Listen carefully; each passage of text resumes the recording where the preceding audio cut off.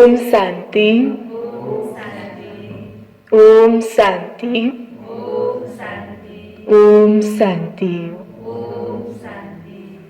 आज बाबा को 21/11/2020 को साकार मुरली। सार में मीठे बच्चे, यहाँ संगम युग सर्वोत्तम बनने का शुभ समय है, क्योंकि इसी समय बाप तुम्हें नर से नारायण बनने की पढ़ाई पढ़ाते हैं। मीठे बच्चे, यहाँ संगम युग सर्वोत्तम बनने का शुभ समय है, क्योंकि इसी समय बाप तुम्हें नर से नारायण बनने की पढ़ाई पढ़ाते हैं। बाबाले आज मुख्य सारमा भन्नुभयो कि यो संगम युग सर्वोत्तम बनने को शुभ समय हो र यो अवसर पाएको छौं हामीले आफ्नो आत्मालाई सर्वोत्तम बनाउने र स्वयं भगवानले हामीलाई नरदेखि नारायण बन्नेको पढाइ पढाउँदै हुनुहुन्छ। यो युगमा, यो समयमा जसलाई संगम युग भनिन्छ, यो समयमा बाबाले हामीलाई, हाम्रो आत्मालाई सर्वोत्तम बन्ने पढाइ पढाउनु भएको छ, नरदेखि नारायण बन्ने पढाइ पढाउनु भएको छ। प्रश्न, तुम बच्चों के पास ऐसी कौन सी नॉलेज है जिसके कारण तुम किसी भी हालत में रो नहीं सकते? हामी ब्राह्मण आत्मा को पास कुन चाहिँ यस्तो नॉलेज छ जस कारण हामी कुनै पनि हालतमा रुदैनौं?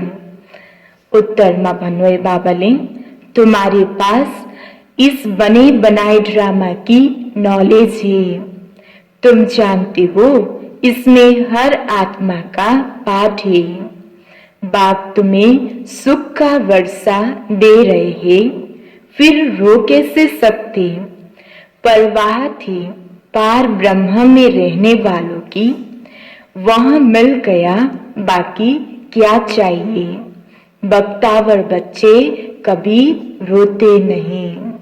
तो उत्तरमा भन्नुभयो बाबाले कि हामीलाई यो ज्ञान थाहा भएको छ, बाबाद्वारा हामीले यो ज्ञान पाइसकेको छौं, हामीलाई ड्रामाको नलेज मिलेको छ। पहिला पनि भएको थियो, अहिले पनि भइरहेको छ र यो ड्रामाको, यो सृष्टि चक्रको सारा ज्ञान हामीले प्राप्त भइसकेको छ र बख्तावर बच्चालाई रुन पर्दैन। हामी बाबाको बच्चा भाग्यवान, भगवानको बच्चा भाग्यवान बच्चा हो, त्यही भएर हामी बच्चालाई रुन पर्दैन। ओम शांति। रूहानी बाप बैठ बच्चों को एक बात समझाते हैं। चित्र में भी ऐसा लिखना चाहिए कि त्रिमूर्ति शिव बाबा बच्चों प्रति समझाते हैं।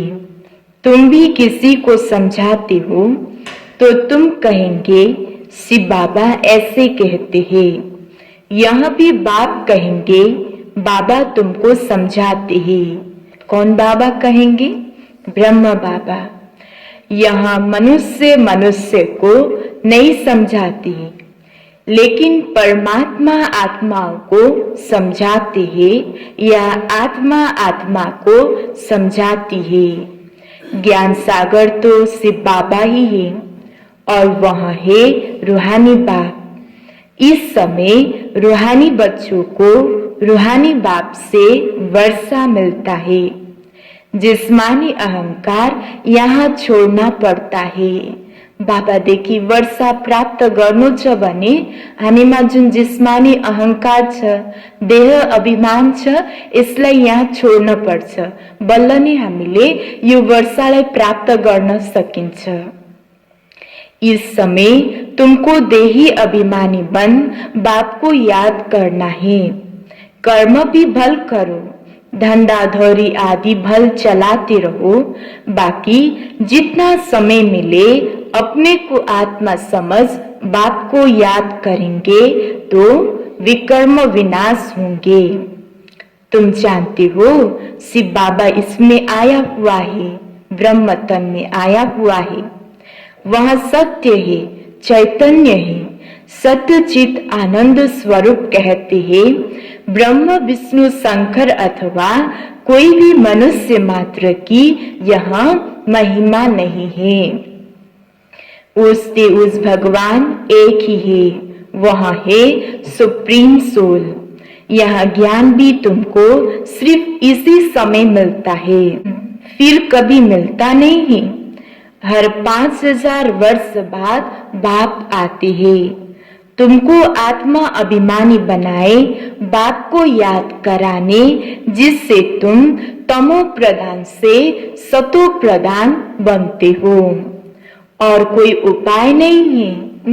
जबसम्म हामीले आफ्नो आत्मालाई देही अभिमानी बनाएर बाबालाई याद गर्दैनौं, तबसम्म हामीमा भएको आत्माको विकर्महरू विनाश हुँदैन। त बाबाले मेरो यादको सिवाय अरू केही पनि उपाय छैन भन्नुभयो। भल मनुष्य पुकारते भी हे पतित पावन, परंतु अर्थ नहीं समझते। पतित पावन सीताराम कहते तो भी ठीक है, पतित पावन सीताराम तो भी ठीक है। हामी पतित आत्मा जो सृष्टि चक्रमा आएको सतो प्रधान आत्मा, यो सृष्टि चक्रमा खेल खेल्दा खेल्दै तमो प्रधान बनेको आत्मा रूपी सीतालाई परमपिता परमात्मा शिव बाबा निराकार रामले आएर सतो प्रधान बनाउनुहुन्छ, पावन बनाउनुहुन्छ। पतित आत्मालाई सतो प्रधान पावन बनाउनुहुन्छ। त्यही भएर बाबाले भन्नुभयो पतित पावन सीताराम भन्छन् त ठीक छ। तो तुम सब सीताएं अथवा भक्तियां हो। वह है एक राम भगवान। तुम भक्तों को फल चाहिए, तुम भक्तों को फल चाहिए भगवान द्वारा। मुक्ति व जीवन मुक्ति, यहाँ है फल। मुक्ति जीवन मुक्ति का दाता वह एक ही बाप है। ड्रामा में ओसते ओस ड्रामा पहले भी होता है, पीछे पार्ट वाले भी होते हैं। यह भी बेहद का ड्रामा है, इसको और कोई समझ न सके। तुम इस समय तमो प्रधान कनिष्ठ से सतो प्रधान पुरुषोत्तम बन रहे हो। सतो प्रधान को ही सर्वोत्तम कहा जाता है। इस समय तुम सर्वोत्तम नहीं हो, बाप तुमको सर्वोत्तम बनाते हैं। यह ड्रामा का चक्र कैसे फिरता रहता है, इसको कोई भी जानते नहीं। कलयुग संगम युग, फिर होता है सतयुग। पुरानी दुनिया को नए कौन बनाए? बाप बिगड़ कोई भी बना न सके। बाप ही संगम पर आकर पढ़ाते हैं। बाप न सतयुग में आते हैं न कलयुग में आते हैं। बाप कहते हैं मेरा पाठ ही संगम पर है, इसलिए संगम युग कल्याणकारी योग कहा जाता है। यहाँ है ऑस्पिशियस, बहुत उस शुभ समय संगम युग, जबकि बाप आकर तुम बच्चों को नर से नारायण बनाते हैं। मनुष्य तो मनुष्य ही है, परंतु दैवी गुण वाले बन जाते हैं। उनको कहा जाता है आदि सनातन देवी देवता धर्म। बाप कहते हैं मैं यहाँ धर्म स्थापना करता हूँ। इनके लिए पवित्र जरूर बनना पड़े। पतित पावन एक ही बाप है, बाकी सब है ब्राइड्स, भक्तियाँ। पतित पावन सीताराम सीताराम कहना यह ठीक है। पतित पावन सीताराम कहना यह ठीक है, परंतु पिछाड़ी में जो फिर रघुपति राघव राजा राम कह देते हैं, यहाँ रंग हो जाता है। मनुष्य बिगड़ अर्थ जो आता है सो बोलते रहते हैं, धुन लगाते रहते हैं। तुम जानते हो चंद्रवंशी धर्म भी अब स्थापना हो रहा है। बाप आकर ब्राह्मण कुल स्थापना करते हैं। इनकी डिनाइस्टी नहीं कहेंगे, यहाँ परिवार है। यहाँ न पांडवों की न कौरवों की राजाई है। गीता किसने पढ़ी होगी? तुमको यह बातें, उनको यह बातें जल्दी समझ में आएगी। यह है ही गीता। कौन सुनाते हैं? भगवान। तुम बच्चों को पहले पहले तो यह समझानी देनी है कि गीता का भगवान कौन। वह कहते ही कृष्ण भगवान वाच। अब कृष्ण तो होगा सतयुग में। उनमें जो आत्मा है वह अविनाशी है। शरीर का तो नाम बदलता है, आत्मा का कभी नाम नहीं बदलता। श्री कृष्ण की आत्मा का शरीर सतयुग में ही होता है। नंबर 1 में वही जाता है। लक्ष्मी नारायण नंबर 1, फिर है सेकंड, थर्ड। तो उनके मार्क्स भी इतने कम होंगे। यह माला बनती है ना, बाप ने समझाया है। रुद्र माला भी होता है और रुद्र माला भी होती है। विष्णु के गले में रुद्र माला दिखाती है। तुम बच्चे विष्णुपुरी के मालिक बनते हो। नंबर 1 तो तुम जैसे विष्णु के गले के हार बनते हो, पहले पहले शिव के गले के हार बनते हो, उनको रुद्र माला कहा जाता है। जो जपते हैं माला पूजी नहीं जाती है, सिमरी जाती है। माला का दाना वही बनते हैं जो विष्णुपुरी की राजधानी में नंबर 1 आते हैं। माला में सबसे पहले होते हैं फूल, फिर युगल दाना। प्रवृत्ति मार्ग है ना, प्रवृत्ति मार्ग शुरू होता है ब्रह्मा सरस्वती और बच्चों से। यही फिर देवता बनते हैं। लक्ष्मी नारायण है फर्स्ट, ऊपर में है फूल से बाबा। माला फेर फेर कर पिछाड़ी में फूल को माथा टेकते हैं। शिव बाबा फूल है जो पूर्ण जन्म में नहीं आते हैं, इसमें प्रवेश करते हैं। वही तुमको समझाते हैं। इनकी आत्मा तो अपनी है, वह अपना शरीर निर्वाह करती है। इनका काम है सिर्फ ज्ञान देना। जैसे कोई की स्त्री व बाप आदि मरता है तो उनकी आत्मा को ब्राह्मण के तन में बुलाते हैं। आगे आती थी, अब वह कोई शरीर छोड़कर तो नहीं आती है। यह ड्रामा में पहले से ही नूद है। यह सब है भक्ति मार्ग। वह आत्मा तो गई, जाकर दूसरा शरीर लिया।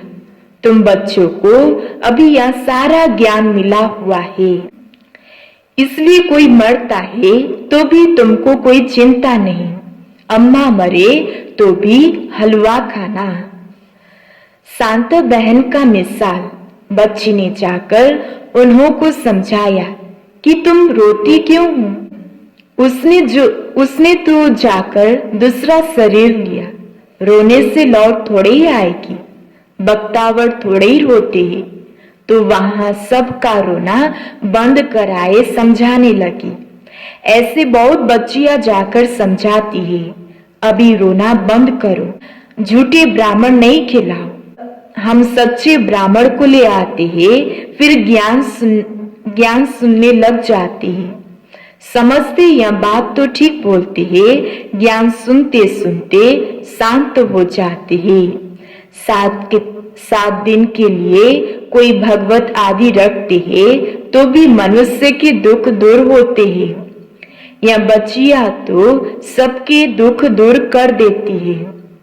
तुम समझते हो रोने की दरकार नहीं। यहाँ बना बनाया ड्रामा है। हर एक को अपना पार्ट बजाना है। कोई भी हालत में रोना नहीं है। बाबाले हामीलाई भन्नुभयो कुनै पनि हालतमा हामीलाई के गर्नु छैन, रोन छैन। किनभने यो बनी बनाए ड्रामा छ। 5000 वर्ष पहिला पनि भएको थियो, अहिले पनि भइरहेको छ। तो बाबाले भन्नुभयो कोई भी हालत में रोना नहीं चाहिए। बेहद का बाप टीचर गुरु मिलता है जिसके लिए तुम इतना धक्का खाते रहते हो।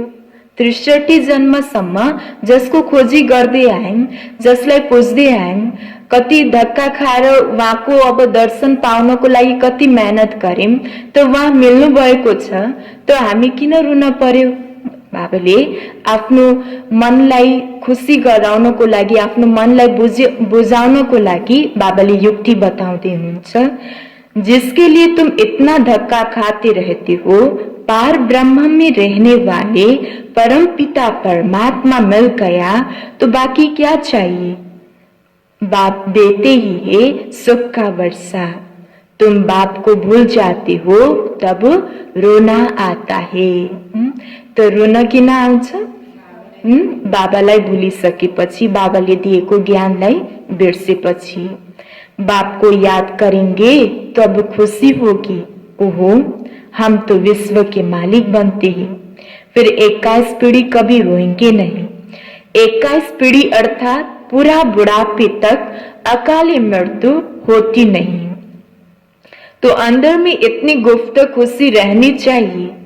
बाप तुम जानते हो, यहाँ माया पर जीत पाकर जगत जीत बनेंगे। हथियार आदि की तो बात नहीं। तुम हो शिव शक्तियां, तुम्हारे पास ज्ञान कटारी, ज्ञान बाढ़ी। उन्होंने फिर भक्ति मार्ग में देवियों को स्थूल बाढ़, खड़ंग आदि दे दिए हैं। बाप कहते हैं ज्ञान तलवार से विकारों को जीतना है। बाकी देवियां कोई हिंसक थोड़े ही, यहाँ सब है भक्ति मार्ग। साधु संत आदि है निर्वृत्ति मार्ग वाले, वहां प्रवृत्ति मार्ग को मानते नहीं। तुम तो संन्यास करते हो सारी पुरानी दुनिया का, पुराने शरीर का। अब बाप को याद करेंगे तो आत्मा पवित्र हो जाएगी, ज्ञान के संस्कार ले जाएंगे, उस अनुसार नई दुनिया में जन्म लेंगे। अगर यहाँ भी जन्म लेंगे तो भी अच्छे घर में जाकर राजा के पास व रिलीजियस घर में वह संस्कार ले जाएंगे। सबको प्यारे लगेंगे, कहेंगे यह तो देवी है। कृष्ण की आत्मा की कितनी महिमा करती है। छोटेपन में दिखाते ही मक्खन चुराया, मटकी फोड़ी, यहाँ किया, कितने कलंक लगाए हैं। अच्छा, फिर कृष्ण को सावरा क्यों बनाया है? वहां तो कृष्ण तो गोरा होगा ना। फिर शरीर बदलता रहता है, नाम भी बदलता रहता है। श्री कृष्ण तो सतयुग का पहला प्रिंस था, उनको क्यों सावरा बनाए हैं? कभी कोई बता नहीं सकेंगे। वहां सांप आदि होते नहीं जो काला बनाते। यहाँ जहर चढ़ जाता है तो काला बन जाते हैं। वहां तो ऐसी बात तो हो न सके। तुम अब दैवी संप्रदाय बनने वाले हो। इस ब्राह्मण संप्रदाय का किसी को भी पता नहीं है। ब्रह्म द्वारा ब्राह्मणों को एडॉप्ट करते हैं। प्रजापिता है तो उनके प्रजा भी ढेर के ढेर है। ब्रह्म की बेटी सरस्वती दिखाती है, स्त्री तो नहीं। ये किसी को भी पता नहीं है। प्रजापिता ब्रह्म के तो है ही मुख वंशावली, स्त्री की तो बात ही नहीं। इसमें बाप प्रवेश कर कहते हैं तुम हमारे बच्चे हो, मैंने इनका नाम ब्रह्म रखा है। जो भी बच्चे बने सबके नाम बदली किए हैं। तुम बच्चे अभी माया पर जीत पाते हो। इसको ही कहा जाता है हार और जीत का खेल। बाप कितना सस्ता सौदा करते हैं, फिर भी माया हरा देती है। तो भाग जाते हैं, पांच विकार रूपी माया हराती है। जिसमें पांच विकार है उनको ही आसुरी संप्रदाय कहा जाता है। मंदिर में देवियों के आगे जाकर महिमा गाते हैं आप सर्वगुण संपन्न। बाप तुम बच्चों को समझाते हैं तुम ही पूज्य देवता थे, फिर 63 जन्म पुजारी बने। अब फिर क्या बनना है? पूज्य बनते हो। बाप पूज्य बनाते हैं, रावण पुजारी बनाते हैं। यह बातें कोई शास्त्र में नहीं है। बाप कोई शास्त्र थोड़े ही पढ़ा हुआ है। बाबाले शास्त्र आदि पढ्न पर्छ? पर्दैन, किनभने बाबा स्वयं ज्ञानको सागर हुनुहुन्छ। बाप कोई शास्त्र थोड़े ही पढ़ा हुआ है, वह तो है ही ज्ञान का सागर, वॉल ऑलमाइटी अथॉरिटी। ऑलमाइटी यानी सर्वशक्तिमान। बाप कहते हैं सभी वेदों शास्त्रों आदि को जानता हूँ, यह सब है भक्ति मार्ग की सामग्री। इन सब बातों को जानता हूँ। द्वापर से ही तुम पुजारी बनते हो। सतयुग त्रेता में तो पूजा होती नहीं, वह है पूज्य घराना। फिर होता है पुजारी घराना। इस समय सब पुजारी हैं। यह बातें कोई को भी मालूम नहीं है। बाप ही आकर 84 जन्मों की कहानी बताते हैं। पूज्य पुजारी, यह तुम्हारे ऊपर ही सारा खेल रहता है। हिंदू धर्म कह देते हैं, वास्तव में तो भारत में आदि सनातन देवी देवता धर्म था, न कि हिंदू। कितनी बातें समझानी पड़ती है। यह पढ़ाई है ही सेकंड की, फिर भी कितना समय लग जाता है। सागर को स्याही बनाओ, सारा जंगल कलम बनाओ, तो फिर भी पूरा हो न सके। अंत तक तुमको ज्ञान सुनाता रहता हूँ। तुम इनका किताब कितना पढ़ेंगे? शुरू में भी बाबा सवेरे सवेरे उठकर लिखते थे, फिर मम्मा सुनाती थी। तब से लेकर छपता ही आता है। कितने कागज आदि खलास हुए होंगे। गीता तो एक ही इतनी छोटी है। गीता का लॉकेट भी बनाती है। गीता का बहुत प्रभाव है, परंतु गीता ज्ञानदाता को भूल गए हैं। अच्छा, मीठे मीठे सिकिलदे बच्चों प्रति माता पिता बाप दादा का याद प्यार और गुड मॉर्निंग। रूहानी बाप की रूहानी बच्चों को नमस्ते। रूहानी बच्चों की रूहानी बाप को याद प्यार और गुड मॉर्निंग। नमस्ते नमस्ते। धारणाको लागि मुख्य सार पहिलो नम्बरमा छ, ज्ञान तलवार से विकारों को जीतना है। ज्ञान के संस्कार भरने हैं। पुरानी दुनिया और पुराने शरीर का संन्यास करना है। जुन ज्ञान प्राप्त भएको छ, यो विकारमाथि हामीमा भएको आत्मामा भएको विकारमाथि विजय प्राप्त गर्नेको यो तलवार ज्ञान तलवार हो, जसबाट हामी विजय प्राप्त गर्न सकिन्छ विकारमाथि। तो बाबाले भन्नुभयो ज्ञान तलवार से विकारों को जीतना है, ज्ञान के संस्कार भरने हैं, पुरानी दुनिया और पुराने शरीर का संन्यास करना है। हाम्रो बेहद को संन्यास हो। दूसरों, भाग्यवान बनने की खुशी में रहना है। किसी भी बात की चिंता नहीं करनी है।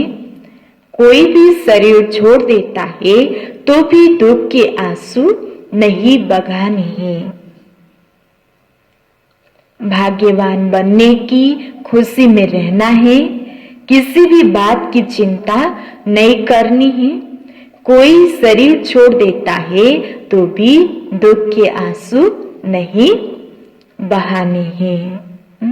भाग्यवान बनने को खुशी में रहने। भाग्यवान आफ्नो भाग्य हामीले आफै बनाउन पाएको छौं। जति भाग्य बनाउने चाहे त्यति बनाए। भाग्य बनाउनेको कलम बाबाले हामीलाई दिनु भएको छ। हामीले जति बनाउन चाहे त्यति बनाउने। तो बाबाले भन्नुभयो भाग्यवान बन्नेको खुसीमा रह र कोही पनि बातको चिन्ता गर्न छैन, किनभने कल्प पहिला पनि भएको थियो र अहिले पनि भइरहेको छ। वरदान,